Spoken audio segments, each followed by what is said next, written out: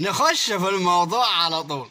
في حاجة كده عايز أقول عليها يا جماعة، بس محدش يزعل مني يعني، معلش يعني. بشوف البت يوم الفرح بتبقى تبكي، وأمها هتبكي ما أنت، وأبوها هيدمع. طب في إيه أنا هاخدها هعملها مرزوعة معايا، هتروح فين؟ ما قاعد هتروح فين يعني؟ أو هموتها او هسافر بها امريكا يعني ومش هشوفها تاني. اكيد مرزوع قدر في اي بي ولا حاجه، هياخدها ساعتين ويجيبها لكم لحد عندكم يعني. في ايه وتلاقي الدموع وسهرانه. هتقول لي طبعا انت ادري وكيتا، وانت هتقولي لي ايه؟ اكيد يا اخي، تاثير العشره ولها اكتر من 10 15 سنه معاه. اكيد والله العظيم ما كانت تقدر تقوم تغسل الكوبايه، والضنا غالي ومش عارف. يا عم انا هخطفها يا عم، ده بعد الفرح باسبوع اقول عايز اروح عند ماما، اقول لها روح. في ايه يا جماعه؟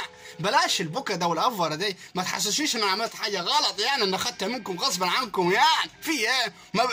ما برضاكم انتوا. وهي قالت هل تقبل زفت زوجا لك؟ ايوه نعم. فخلاص، ليه البكا ده؟ ليه البكا والزعل ده؟ المفروض نفرح مش نزعل.